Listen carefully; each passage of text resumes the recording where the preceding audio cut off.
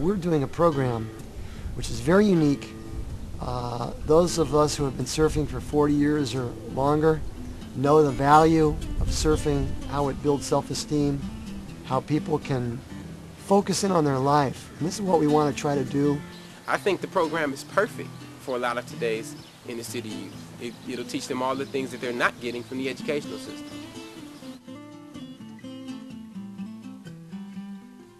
Of all the kids that we have in LAUSD, the LA Unified School District, it's hard to believe that 50% of those kids right now are not going to graduate. And so we've come up with an idea that where we could use our lifestyle and the beauty and the grandeur of the sport of surfing and introduce it to these kids that are at risk. Well, I see the state of education today as worsening. It's declining, especially since 9 years ago, since I've been in high school, and it's getting worse. The drug problems, violence, nobody seems to care anymore. We spend probably more per capita in the state of California, and especially in Los Angeles County, and we have little or nothing to show for it. We're not teaching our kids self-reliance, we're not teaching them personal responsibility, we're teaching them to be distinct from each other, distinct from themselves, angry. We're not competing at all. As a former LAUSD teacher, it's been my experience that a lot of the kids are just not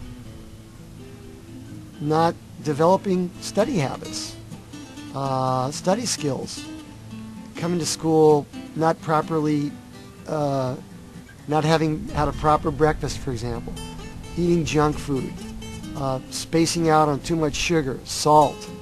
Young people today are living in most cases, are living in an urban environment that's, well, it's very hard on them to learn some of the basic values that some of us who lived in a less crowded era learned at an early age. Surfing is something that can bring young people into the same kind of experience that we had years ago, and it's not just catching the waves, but it's out there looking at the sunset and just being grateful for God's many gifts to us. What I see in surfing is that many of those guys get up early in the morning, get their gear ready, go out there and spend their time in the water, and it gives them a chance for solitude, maybe to reflect a little bit on their day. But oftentimes they get caught up in the pursuit of the wave and the next wave, and they focus on that. It can be a spiritual experience, as the Rabbi is trying to point out with his program. There's not a lot of talk that goes on when you're out in the break line, but there's a lot of self-introspection and thinking about what's meaningful and knowing that we share a common experience. And it sort of unites every surfer. I mean, I wear my puka shells all the time, even when I'm in Washington, D.C. Just as a message, hey, I'm a surfer and I get it, I'm with you. Surfing to me is more of a lifestyle than anything else.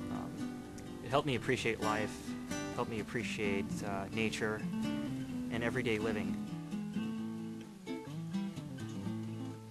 I believe that this project will bring awareness to the wonderful joys of surfing, and as well as boosting confidence, self-esteem levels.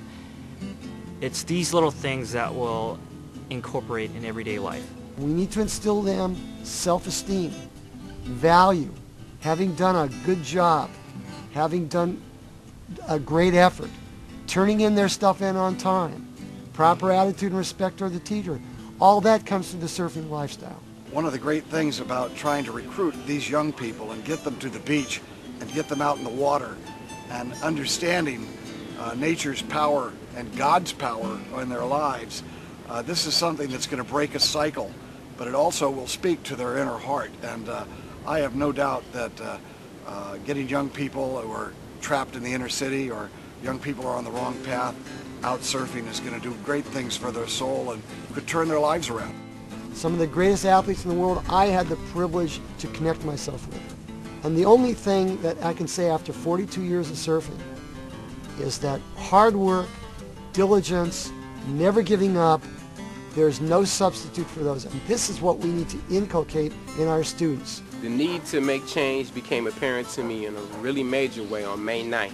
I'm standing over on the porch right there talking to my neighbor, and some gentlemen drove up right here about where this black car is, and they fired a shot went into my arm, Came back out on this side and lodged in my side. The bullet's still in my side.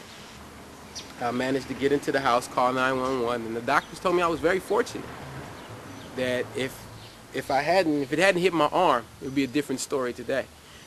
From that day on, and I'd already been active, but from that day on, it's become imperative to me that there's a different way of dealing with the inner city. Rabbi's program is a perfect way of giving the inner city a different cause. I mean, if you're out on the waves, you're not worried about shooting somebody. If you're out surfing, you're not worried about picking me off of my porch. You're not worried about gangbanging. You're not worried about anything else but that ocean and that tube and that curl and the wind in your hair and hearing the surf. I mean, who doesn't love the beach? It's the perfect place to be, and it's the perfect thing that we need for the inner city.